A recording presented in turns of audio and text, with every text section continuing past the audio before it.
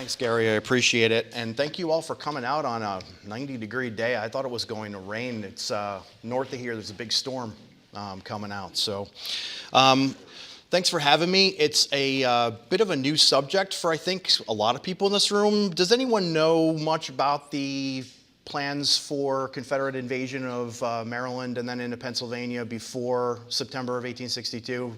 By show of hands, how many people are familiar with the subject? Good. Okay, that's excellent. I'm glad to know that.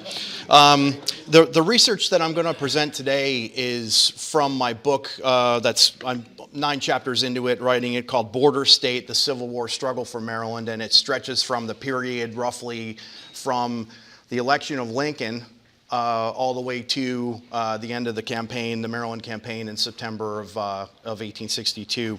And it focuses on the place of Maryland within the strategies of both the Union and Confederate leaders in that period that I mentioned. But the evidence also compels me to include some discussion of Confederate plans concerning Pennsylvania. As I hope to demonstrate, when it came to defining an operational strategy for fighting the war in the Eastern Theater, Confederate leaders considered Maryland and southern Pennsylvania basically inseparable as a military theater, not as a political entity. I don't mean to say that Confederate leaders believed Maryland to be a northern state. They most certainly did not. They believed exactly the opposite. What I mean is that when they were planning military operations on a grand scale, they could not help but make plans to fight in Pennsylvania as well, because Maryland's too small. There's just not enough ground for it. So to put it another way, Jefferson Davis, Joe Johnston, Stonewall Jackson, and others wanted to push the war north of the Potomac River, but they understood that limiting the fight to Maryland would be impossible. So they also wanted to push the conflict into Pennsylvania for military and political reasons. But before we go any further, I want to alert you to the fact that I will be discussing Robert E. Lee in a relatively limited capacity, which is kind of interesting considering we're talking about the Maryland campaign in some context, right? Histories of the 62 campaign focus almost exclusively on Lee's planning for the operation, and he's considered to be the instigator of that campaign. And I intend to demonstrate that this characterization is actually false. General Lee led his army into Maryland after more than a year of discussion had taken place in Richmond. He simply found himself to be the right man at the right time with the right opportunity when that time finally came. So let's start with a plan submitted by Isaac Ridgway Trimble, who was then a colonel in the Provisional Army of Virginia. And he submitted this plan to General Lee in early June of 1861, so very early in the conflict. Now, those of you familiar with Trimble recall that he was severely wounded while leading a division in the ill-fated attack on the last day at Gettysburg. But Trimble began the war as a commander of militia in Baltimore. And several weeks after the federal military occupation of Maryland, Trimble had been forced to return to his native state of Virginia, where he joined the Provisional Army. He then proposed to Lee that Confederate forces stationed at Harper's Ferry should advance to Hagerstown. And to quote his letter, he wrote, and I quote here, "I am so fully impressed with the conviction that the attack on Hagerstown will be successful that I venture to present it to you. I think Hagerstown is a better point to defend Virginia than Harper's Ferry, which must in time be turned unless the enemy is repelled," unquote. So the enemy to which Trimble referred was a force of 3,000 men sent from Chambersburg to occupy Hagerstown under the command of Major General Robert Patterson. Now, those troops had advanced to Hagerstown from Pennsylvania as part of Winfield Scott's effort to secure Maryland for the government, protect Washington, and use it as a staging ground for the offensive operations into Virginia. Trimble argued that Southern forces could push the Federals out of Maryland and use Hagerstown to defend the approaches to the Potomac from Pennsylvania. He further desired to use the Confederate presence in the state to influence the outcome of the November general election in Maryland in favor of secessionist forces by, and I quote, "moving against Baltimore and Washington to strike a decided blow, derange all of Winfield Scott's operations, and delay his advances by several months, if not leading to peace." He then further claimed that an attack on Baltimore would revolutionize the state of Maryland and bring out of that state 12,000 armed men who could delay the passage of troops from the north by burning bridges, etc. These two movements being successful, and I'm still quoting Trimble here, the one on Washington would probably have the effect of driving Lincoln out of that city and perhaps force a retreat from Washington down the Potomac. Trimble believed, however, that the time to enact this operation was running out because troops from the northern states were arriving in the capital city on a daily basis. And those forces strengthened the federal army, ensuring that as time passed, the opportunity to liberate Maryland would be fading away or fade away. Now, there's no evidence that General Lee, who was the commander of Virginia troops at that time, ever considered acting on Trimble's recommendations. But I think the letter is important because it contained ideas that nearly all subsequent Confederate plans for advancing across the Potomac would share. So he argued, for example, that Southern forces should take the fight to the enemy and not give battle in Virginia if it could be helped. Confederate troops should instead fight in Maryland and Pennsylvania to knock the enemy off balance. But Trimble also believed it was important to strike first, before federal forces could be organized and trained. Spirited Southern volunteers were likely to deliver victories that might win the war, he believed. And the colonel thought as well that being aggressive would sustain Confederate morale. Men defending a static line south of the Potomac River might otherwise become discouraged, in his word, if the Confederate Army did not advance into Maryland. Trimble also placed special emphasis on taking Baltimore to cut off Washington from northern reinforcements and to prompt secessionists in the city to rise up in rebellion.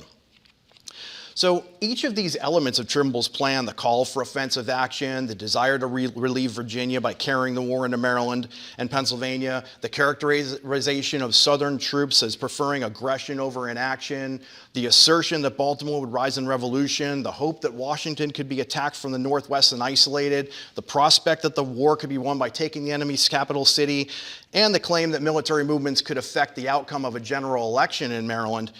Those would all appear in subsequent debates and some plans concerning operations above the Potomac. Indeed, General Lee would later cite many of these same objectives as goals that he attempted to accomplish in September of 1862.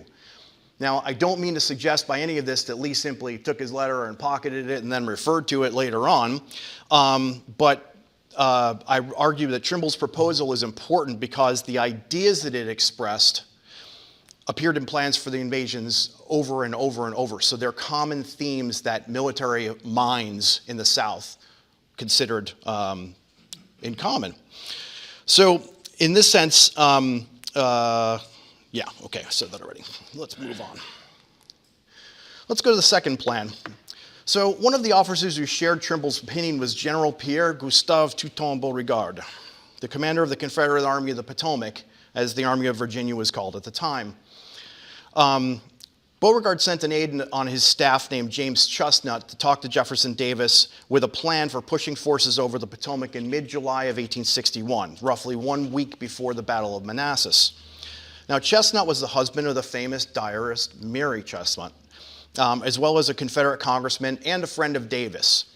And the plan that Beauregard had Chestnut bring with him argued for the following steps. First, to unite the Army of the Shenandoah, then under General Joseph E. Johnston, with the Army of the Potomac. To second, defeat the federal commander Irwin McDowell's army in northern Virginia. Third, to march on General Robert Patterson's force in the Shenandoah Valley. Fourth, to defeat and push combined Southern forces across the Potomac to arouse, using his word, Marylanders to recover their rights and force a decisive engagement between Washington and Baltimore. Now, during their conference in the Executive Mansion, Davis and Lee complimented Chestnut on Beauregard's plan, but General Lee expressed the opinion, and I quote here, that the time for its execution had not yet arrived, unquote. Davis agreed with Lee, who admitted upon being asked by Chestnut that they had already discussed the subject of going on the attack, but the enemy was as yet too close to his cover.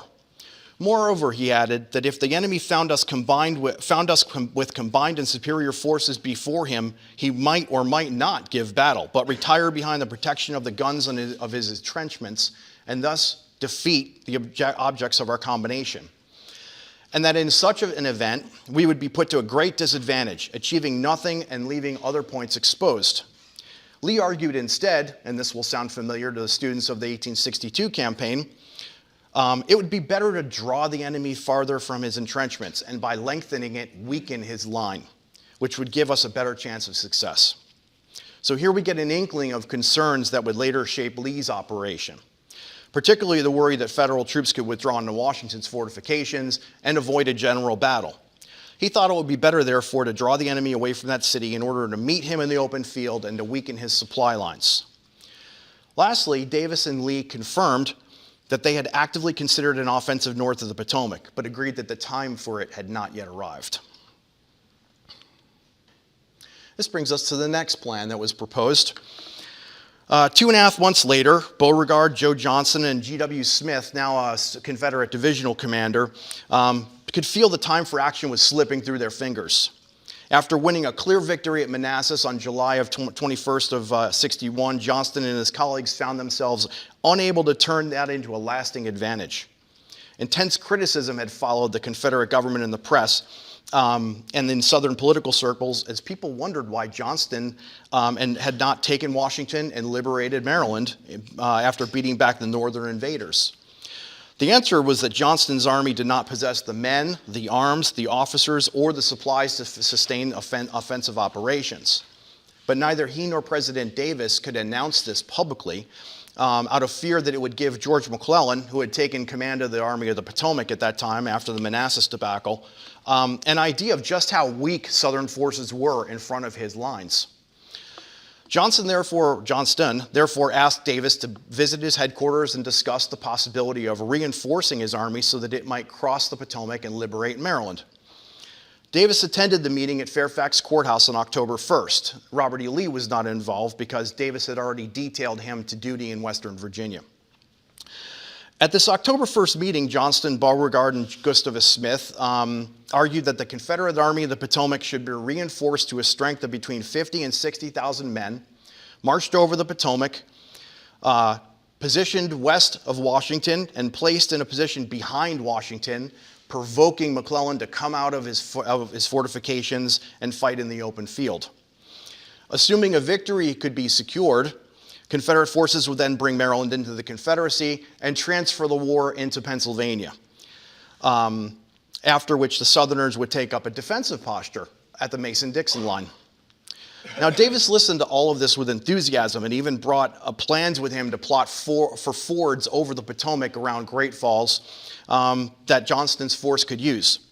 However, upon hearing what the generals required to enact their plan, he balked. The sticking points for Davis revolved around both manpower and supplies. For example, Johnston and the others asked for experienced troops, such as the ones they currently had in their lines. Davis did not have those to send him in October of 1861. Raw volunteers he could provide in small numbers, but not veterans. In addition, the Army lacked experienced officers at the brigade and regimental levels, meaning that Davis could send, the men that Davis sent would amount to little more than an armed mob without good leadership. Lastly, Davis couldn't find the weapons and ammunition required for such an offensive operation. And so, faced with these crippling restrictions, all Davis could recommend was that Johnston order raids into Maryland to keep the enemy off balance, such as, for example, crossing the Potomac River, wrecking the C&O Canal, and then coming back into Virginia. And both east and west of Washington, he recommended these things. Writing later of this moment, the Confederate president recalled how after asking for the number of troops present for duty, quote, "To my surprise and disappointment, the effective strength was stated to be but little greater than when it fought the battle of the 21st of the preceding July. The frequent reinforcements which had been sent to that army in no wise prepared me for such an announcement," unquote. And strength returns from Beauregard's force appear to confirm Davis's claim. So as of August 31st, Beauregard reported having 26,400 men for duty, including under all arms, infantry, cavalry, and artillery. An additional 8,700 men were available in the camps around Fredericksburg. Now, 1 month later, on September 30th, those numbers had hardly changed, totaling 27,600 men. So practically no men had no growth in the army. And so the year 1861 passed into history without Richmond being able to generate the force that it required to push the war north. The battle lines in the east remained at the end of the year in the same place that they had been in the summer. Only the fact that Union forces had not pushed further into Virginia militated in favor of Davis and his generals. George McClellan, and you'll recognize this, believing that Johnston commanded 100,000 soldiers, remained in his entrenchments around Washington. This is despite the fact that recruits had already swelled his army to more than 177,000 men. So the Confederates basically bluffed their way through the first year of the war, much as the discovery of Quaker guns at on the lines around Manassas would show in early '62 when the lines shifted south. Does everyone know what a Quaker gun is? Good. And yet Confederate commanders still peered across the Potomac, searching for a solution to the conundrum of how to win the war in the East. Now, Davis endured all of this alone. With General Lee busy in Western Virginia, it was the Confederate president who experienced the slings and arrows of public criticism. These critiques stung the proud Davis, who endured them in silence lest he reveal the weakness of his government's forces in Northern Virginia. But that criticism then intensified in October as the campaigning season slipped away and still nothing had been done. This had led to the Richmond Dispatch to publish an editorial on October 26th that cited General Beauregard's report after the Battle of Manassas. In it, the general had opened with a statement stating that before the battle, he had presented a plan calling for the combination of his army with Johnston for an attack into Maryland, but President Davis had rejected it. This comment referred to James Chestnut's plan. Davis, though, couldn't recall seeing such a plan because Chestnut had delivered its details verbally while Davis was ill, and because a written summary of it from Beauregard had never crossed his desk. Understandably, Davis exploded with indignation upon reading the newspaper's report, and he began a letter-writing campaign to Beauregard, Johnston, Smith, Lee, and others seeking a copy of Beauregard's report and statements concerning the content of the plan that he was alleged to have rejected. So clearly he was attempting to collect information that would salvage his reputation and refute the claim that it was he who kept the Confederate Army inactive instead of the nation's in dire material weaknesses. So the impact of this controversy on Davis should not be underestimated. He had favored taking the war to the enemy since the beginning of the conflict, but in 1861 he could not find a way to do it. Now he had been publicly shamed for not pursuing the course that he had been unable to take, and it was an experience that he would not forget. Let's move to the next one. So in the meantime, other Confederate officers, unaware of the problems crippling the nation's war effort, continued to demand that they be allowed to go on the attack. One of these was Thomas J. Stonewall Jackson. Now, Jackson shared the vision of forcing the war north since at least May of 1861, he had requested permission to push troops into Maryland and occupy Maryland Heights above Harper's Ferry. Lee had denied him then due to the fact that Virginia had only just begun its mobilization, and because Governor Letcher still hoped that Maryland would secede and not want to keep that, and he did not want to keep that from happening. All of this frustrated Jackson, who decided to visit General G.W. Smith at the end of October to confer on a subject of great importance, Jackson said. Smith, who was unwell at the time, listened to Jackson as he spoke while sitting on the ground next to his cot. This is a quote. "McClellan, with his army of recruits, will not come out against us this autumn," Jackson told Smith. "But if we remain inactive, they will have greatly the advantage over us next spring. Their raw recruits will have then become an organized army vastly superior in numbers to our own," unquote. So Jackson obviously shared the opinion of Davis, Beauregard, Johnston, and Smith. Jackson claimed, "We are ready at the present moment for active operations in the field while they are not. So we ought to invade their country now and not wait for them to make necessary preparations to invade ours." Jackson then asked for reinforcements taken from other positions so that he might cross the upper Potomac and make an active campaign of invasion before the winter set in. He proposed taking possession of Maryland and occupying Baltimore in order to cut off Washington from the northern states. These steps, he believed, would, quote, "force the federal government to abandon the capital," unquote, and bring McClellan's army out of its entrenchments. Jackson then promised that he could destroy that army if it came out against us in open country. So from there, Jackson proposed to destroy industrial establishments wherever he found them, break up lines of interior commercial intercourse, close the coal mines of Pennsylvania, and seize, if necessary, and destroy manufactories and commerce of Philadelphia and other large cities within our reach.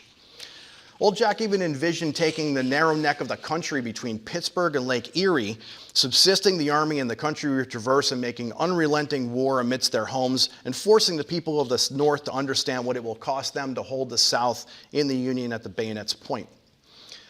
Jackson urged Smith to use his influence with Generals Johnston and Beauregard in favor of immediate aggressive operations.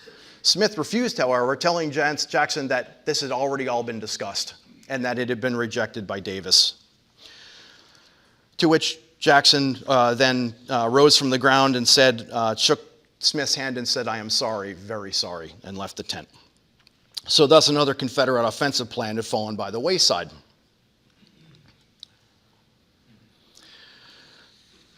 With winter settling in, it put thoughts of aggressive action on the back burner. And then when weather began to improve, the dire predictions of Jackson, Johnston, and Smith became a reality.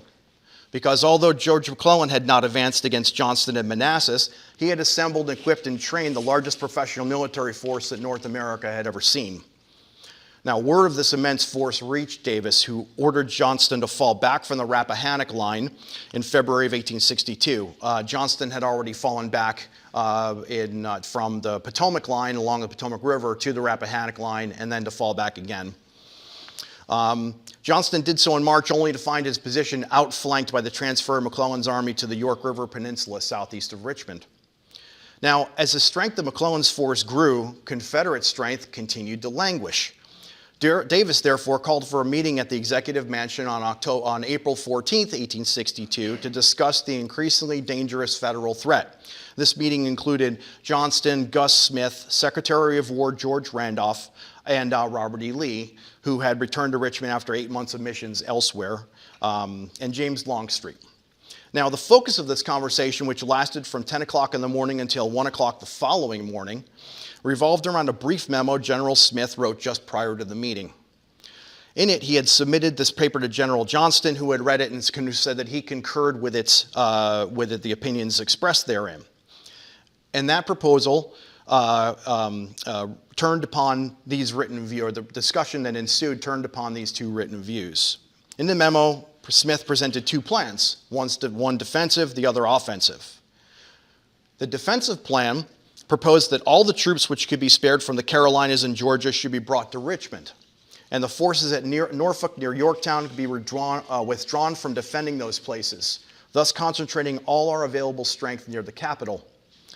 Now, along with these forces, Smith also recommended transferring Stonewall Jackson's army to Richmond, and once this concentration had been achieved, the combined force could draw McClellan from his gunboats and his water base and attack him and beat him near Richmond. That's the defensive plan. Concerning the offensive plan, Smith proposed bogging down McClellan in a long siege of Richmond, while the larger portion of the army marched rapidly across the border to make an active offensive campaign beyond the Potomac, striking Baltimore and Washington, if not Philadelphia and New York, before McClellan could take the works around the Confederate capital. So here Smith had clearly resurrected the plan of attack that he, Beauregard, and Johnston had presented to Davis on October 1st of 61.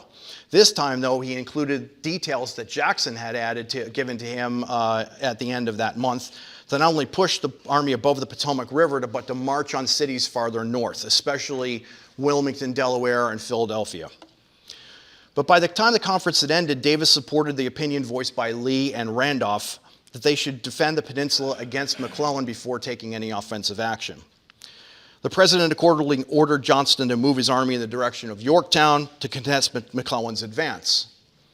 Now, for his part, Johnston remained deeply opposed to fighting McClellan in place, preferring Smith's proposed march north and attack on Washington, and he had tried again on April 30th to sway General Lee in his favor. General, Johnston wrote, "We are engaged in a species of warfare at which we can never win. It is plain that General McClellan will adhere to the system adopted by him last summer and depend for success upon artillery and engineering. We can compete with him in neither." Lee agreed, telling Davis a couple of months later that McClellan had made his advance a battle of posts, and but there was little he could do about it in April when Johnston had advised they collect all the troops available in the east and assume the offensive. "We should cross the Potomac with them while Beauregard, with all of our troops in the west, invades Ohio," Johnston reasoned. "Our troops have always wished for the offensive, and so does the country." Requesting that Lee submit this suggestion to the president, Johnston claimed, "We can have no success while McClellan is allowed, as he is by our defensive stance, to choose his mode of warfare." Lee did what Johnston asked, but replied that the president could not be convinced, even though he strongly preferred going on the attack. And I quote, "Your letter of the 30th has been received and submitted to the president," Lee wrote. The feasibility of the proposition contained in it has been the subject of consideration with him for some time, so far as advancing a column to the Potomac with all troops that can be made available. As for the proposed invasion of Ohio by General Beauregard, Davis desired that as well, but feared it was impracticable at that point. Nevertheless, Lee assured Johnston, it will be considered. He, Davis, concurs in your views as to the benefits to be obtained by taking the offensive and is very desirous of being able to carry it into effect. So the evidence that we have from Lee during this period is interesting because of what it reveals about his own thinking on the subject of pushing the war north. Now, he and Davis had agreed at the April 14th conference to take a defensive posture, just as they had in July of 1861. No daylight glimmered between Lee and Davis concerning what to do. If anything, it was Davis who demonstrated a more pronounced preference for offensive action than Lee, who always seemed to favor taking a defensive tack.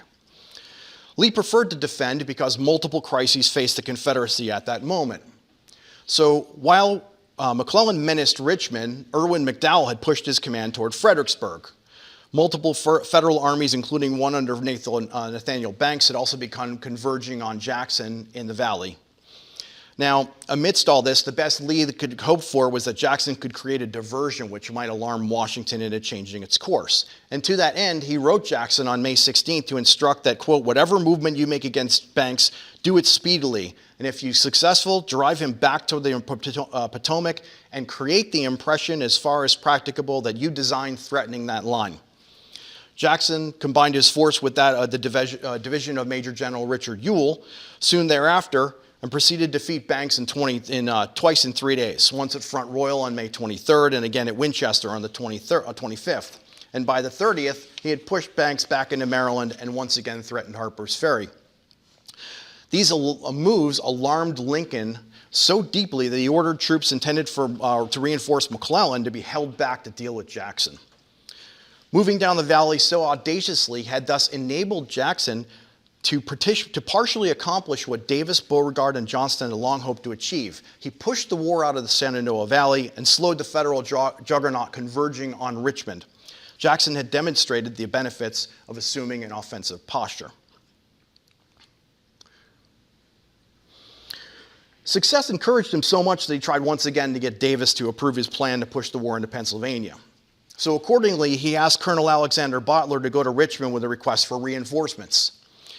And I quote, say to them in Richmond, he instructed, that I'll send on prisoners from the valley, secure most, if not all, of the captured property, and with God's blessing will be able to baffle the enemy's plans here with my present force. But that it will have to be increased as soon as thereafter as possible. You may tell them, too, that if my command can be gotten up to 40,000 men, a movement may be made beyond the Potomac, which will soon rage the siege of Richmond and transfer this campaign from the banks of the James to those of the Susquehanna. Man is an optimist. Once again, Jackson's thoughts have returned to the notion of relieving Richmond by advancing into Pennsylvania. Now, Butler reached the executive mansion with Jackson's plan on or about June 2nd, and one day later, Davis wrote the general with congratulations, for the brilliant campaign that you've conducted against the enemy in the Valley of Virginia. Were it practicable to send your reinforcements, it should be done, Davis assured him. And your past success shows that surely you would, with an adequate force, destroy the wicked designs of the invader of our homes and assailer of our political rights. Davis, though, had no troops to send. McClellan's army had advanced to the outskirts of Richmond, forcing Johnston to engage him on May 31st at the Battle of Seven Pines or Fair Oaks.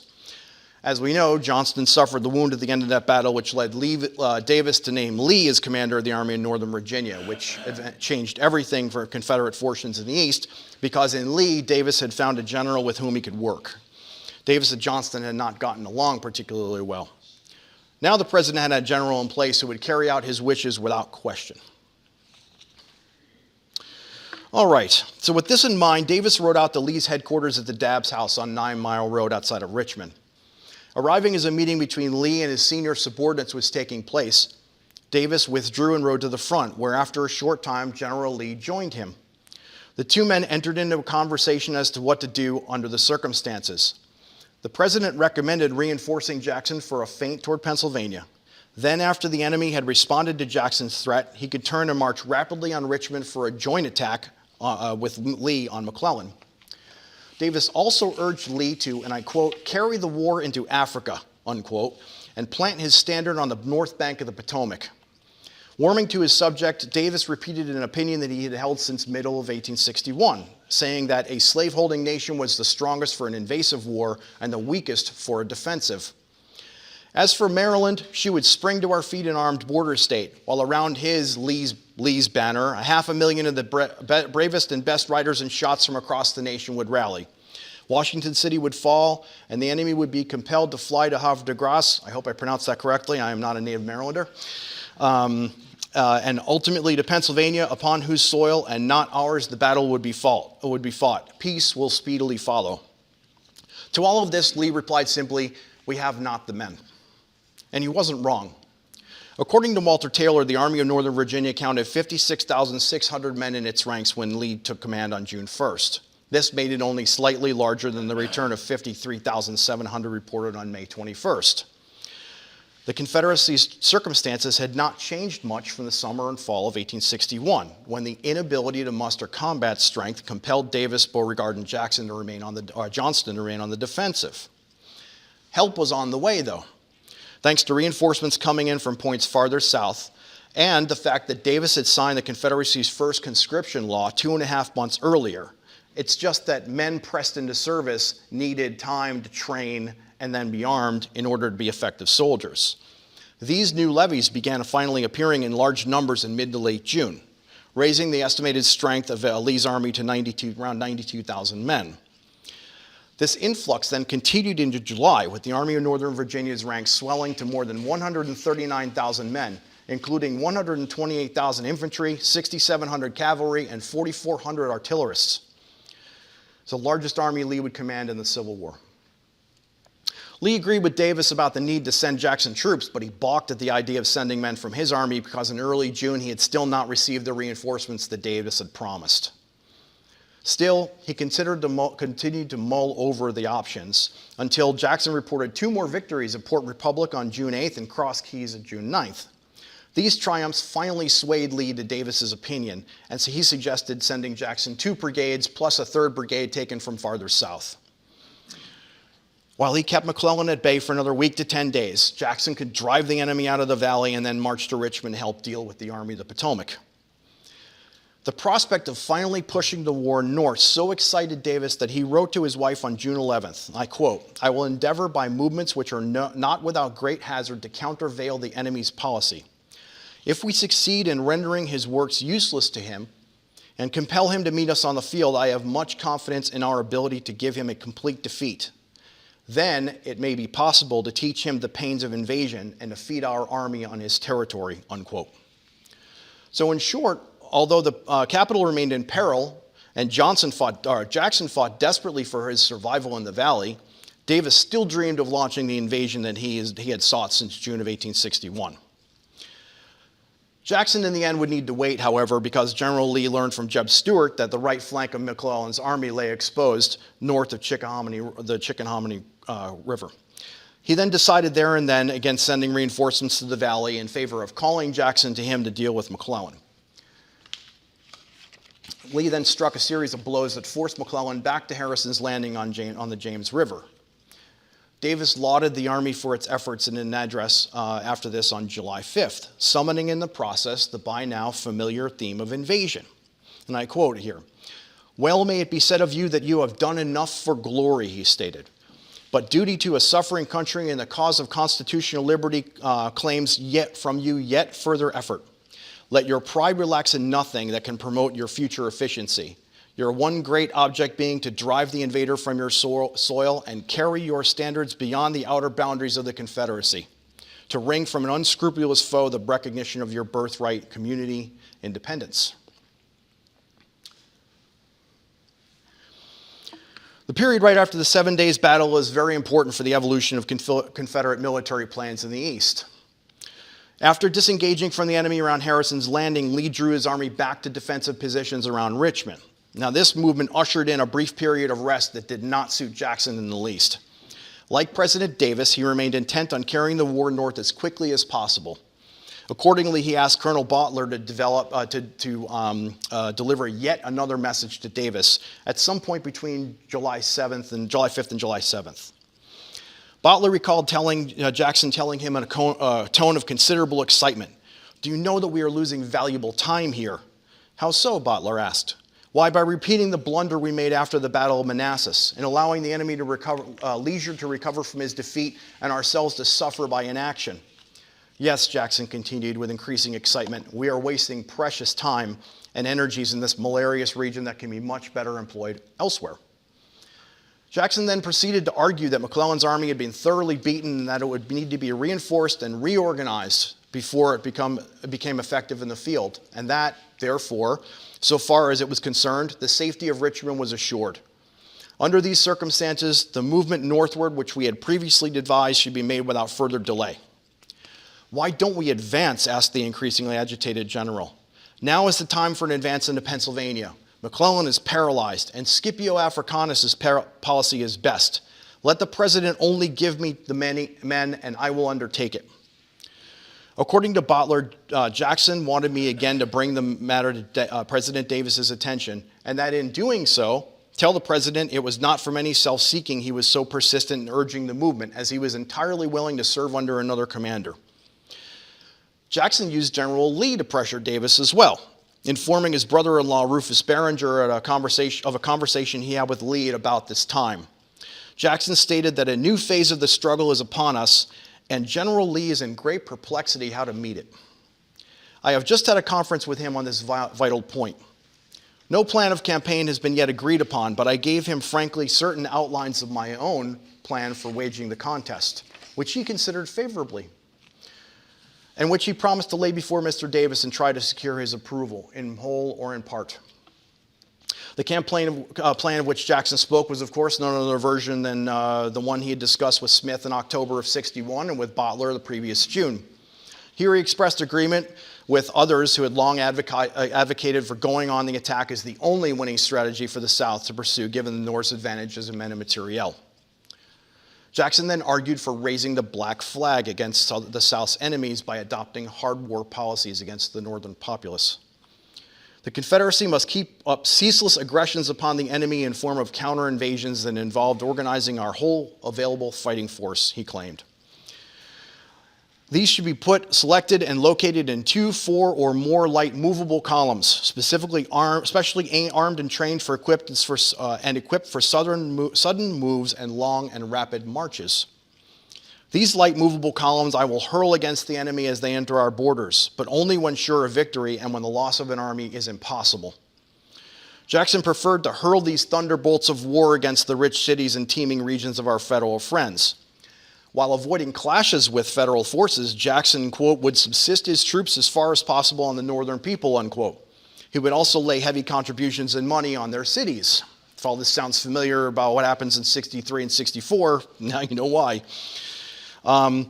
Lastly, Jackson would encumber my marches with no prisoners except noted leaders, held mainly as hostages for ransom or retaliation. All the rank and file owed parole, but only at the risk of life if parole was violated. Above all, Jackson wanted to pursue a strategy of counterpunching against the enemy by always keeping one or more of these movable columns in march on northern states. On this score, he agreed with sentiments expressed by Davis and others to, quote, make it hot for our friends at their homes and firesides all the way to Kansas, and doubly so for Ohio and Pennsylvania, unquote. Stonewall voiced his black flag policy after learning that the Lincoln administration had formed a new army under Major General John Pope. Lincoln had brought Pope east from the Army of the Mississippi in late June as doubts grew about the potential benefits that can be gleaned from McClellan's Peninsula campaign.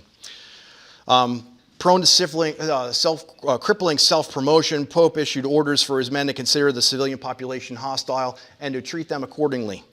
This included encouraging his men to forage liberally, an instruction that often translated into federal soldiers taking whatever they wanted. Complaints about Pope soon reached Richmond, leading General Lee to famously declare him a miscreant in the need of being suppressed. The need to deal with Pope's army, along with the rebuff of McClellan's force before Richmond, prompted Davis to call another council of war at the Executive Mansion on July 13th. Now, Lee, Jackson, and James Longstreet met with the president around midday, and according to Armistead Long, Lee's military secretary, I quote, "As there was no probability of McClellan's immediately resuming active operations against Richmond, Lee determined by assuming the offensive and threatening the federal capital to make him force his entire change of plan for his campaign," unquote. Davis, of course, favored this as well because it would finally fulfill his long-held desire to threaten Washington and force the withdrawal of federal troops from Virginia. Lee therefore dispatched Jackson with 3 divisions of infantry and a proportionate amount of artillery to the neighborhood of Gordonsville, while remaining himself at Richmond with Longstreet's corps, D.H. Hill's and Anderson's divisions of infantry, Stuart's cavalry, and in observation of McClellan, who was now only slowly recovering from the stunning effect of his defeats. One witness to this conference, an officer with the 2nd Virginia Cavalry named James Blackford, wrote about the event. But while he saw the participants come and go, Blackford did not hear what they discussed. That information soon became available in a remarkable summary submitted by the Baltimore correspondent of the New York Herald. The Richmond Daily Dispatch then republished the Herald's column on July 19th. Now, the appearance in a northern newspaper of an important military detail spoken about behind closed doors smacks of a devastating military leak, intelligence leak in the Confederate White House. Rumors also surfaced after the war about that slaves in the executive mansion had passed information to Northern agents so that they could have been the source for the story. Whatever the source may have been, the Herald conveyed several general points that are corroborated by other things we know about the time. So to begin with, the council attendees unanimously agreed that it would not do to lose any more territory, but that what had been lost must be regained. The results of the defensive policy, which hitherto had been the policy of the South, were regarded as unsatisfactory, and its abandonment was strongly urged. General Beauregard was misidentified as being at the conference, probably Longstreet, and General Lee endeavored to demonstrate the feasibility of an invasion of the North at 3 different points: from Cumberland in Maryland, Williamsport into Pennsylvania, from Louisville and Cincinnati into Indiana and Ohio, and from Paducah and Cairo into Illinois. With the exception of General Beauregard's alleged presence, the other subjects mentioned ring true. Beauregard, Johnson, and Jackson had all proposed sending columns into Ohio at earlier dates. Furthermore, Davis and Lee had discussed shifting from a defensive to an offensive posture, while Jackson had repeatedly advocated for the same. Only correct information passed to the Herald's contact could account for the accuracy of at least some of these details.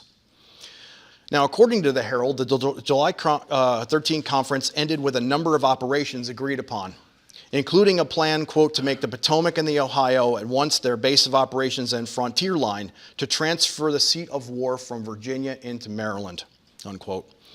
In addition, Lee and others intended to hurl upon Washington from Richmond a column of 200,000 troops, one of those things that obviously was not correct. The capture of that city, the liberation of Baltimore, invasion of the North at 3 points mentioned above. Becoming by in turn invaders, they hoped to make it necessary for the Northerners to keep at home for the defense of our cities fully 500,000 men. So these objectives, although citing unrealistic Confederate numbers, were not flights of fancy. Armistead Long described Lee's objective after the conference as assuming the offensive and threatening the federal capital, unquote. Similarly, Davis wrote on July 11th that Lee was alive to the potential for a northern offensive, and that all of the conference's participants had long been aware of the desire by Davis to secure Maryland's deliverance. The Herald's story, therefore, contained a core of truth. I wonder where the line is. Interesting. Those of you who follow me on Facebook may have seen me post this picture before. There's typically a line. Does this work? Pointer? Yeah, there it goes. Doesn't work on the. There's typically a line that I have in red, which kind of skirts from west of Chambersburg all the way up to Wilmington and Philadelphia, as that was the preferred area of Southern military operations in the East. However, the Confederacy was never strong enough until September of 1862 to make that happen. Therefore, the area of actual operations ended up being in Northern Virginia, but that's where they wanted the fighting to come. So having reached mid-July, I'll wrap all this up. Now, this slide shows where sources say Jefferson, Davis, Jackson, and others wanted to fight the war as opposed to where they ended up fighting it. By July 15th of 1862, Robert E. Lee, urged by Stonewall Jackson and encouraged by Davis, had decided to go on the attack. Most Civil War histories explain this change of policy as motivated by a desire to suppress the miscreant John Pope. These histories, however, miss the critical backstory of months of planning to push the war north into Maryland and Pennsylvania. Destroying Pope's army would, of course, be Lee's initial objective, but it was not his ultimate goal. That was to liberate Maryland, to push the war out of Virginia, and to launch an offensive into Pennsylvania. Lee seems to have played a largely passive role in the design of much of this until July of 62. Back in the spring of 1861, he had told Jackson to stay out of Maryland. In the summer of 1861, it had become obvious that Maryland could not or would not leave the Union, and Lee and Davis then began to discuss the possibility of using the Confederate Army to liberate the state from federal military occupation. Proposals for such action also came in from Colonel Trimble in June and General Beauregard in July. The Confederate military, however, was too weak to go on to the attack, so nothing was done. Lee then left Richmond for Western Virginia in late July of 61, leaving Davis on his own to mull over the prospect of launching an offensive. Davis entertained additional invasion plans from Beauregard, Joe Johnston, and G.W. Smith, but he found he could do nothing until his government could raise more troops and properly equip them. So little had changed by March of 1862 when Lee returned to Richmond. The Confederate Army remained too weak to do anything other than resist federal military advances. Jackson's operations in the Shenandoah Valley demonstrated the benefit of pursuing an aggressive policy versus standing on the defensive, but Lee and Davis now faced McClellan's army advancing toward Richmond on the York River Peninsula. Lee at this time preferred again to defend Richmond before taking any offensive action. Now others did not agree, leading Smith, Johnston, and Jackson to press for attacking north of the Potomac River. Davis agreed with these men, but understood Lee's position and deferred to his decision to defend Richmond first. He nevertheless urged Lee to carry the war into Africa, unquote, quote unquote, when the opportunity arose, and Jackson continued to press for being aggressive. Lee then finally fell into line with the launch of an offensive to defeat Pope in July, and then immediately after Second Manassas, he found himself more fully persuaded of the benefits that would accrue from marching an army into Maryland, so he ordered the operation begun on September 2nd. So in short, except for the 8 months from August 1861 to March of 1862, General Lee had either participated in or borne witness to multiple discussions about initiating an offensive Confederate military policy. Jefferson Davis played a key role in most of these talks and supported going on the attack from the very beginning of the war. Lee, by contrast, took a conservative position that stressed defending Virginia until it became clear that he possessed the men, the arms, and the initiative to change policies. Now, estimates of the Army of Northern Virginia's strength at the start of the Maryland campaign illustrate this point. Falling solidly between 64,000 and 76,000 men as of September of 62, back in October of 1861, Johnston, Beauregard, and Smith had told Jefferson Davis they needed 60,000 seasoned soldiers, veterans, to push the war into Pennsylvania. Now, by September of 1862, Lee possessed that number of veterans and more. He could also rely on an experienced and reliable lieutenant commanders. In February of 1862, 7 months after First Manassas, Johnston had complained that his army was still, quote, I quote, crippled by its discipline and greatly impaired by the want of general officers, unquote. The same could not be said 7 months later, when that army counted Stonewall Jackson, Daniel Harvey Hill, Ambrose, Powell Hill, Richard Herron, Anderson, Lafayette, McLaws, and others as commanders in its ranks. So, in nearly every way, the Army of Northern Virginia in September of 62 had overcome the weaknesses that had hamstrung it in October of 61. Feeding and clothing the men remained formidable challenges, but for now, General Lee stood on the threshold of realizing a dream that Jefferson Davis, Stonewall Jackson, and others had envisioned for more than a year. The prospect of Maryland redeemed and Virginia avenged when communities north of the Mason-Dixon line were finally forced to feel the pains of invasion. Thanks very much.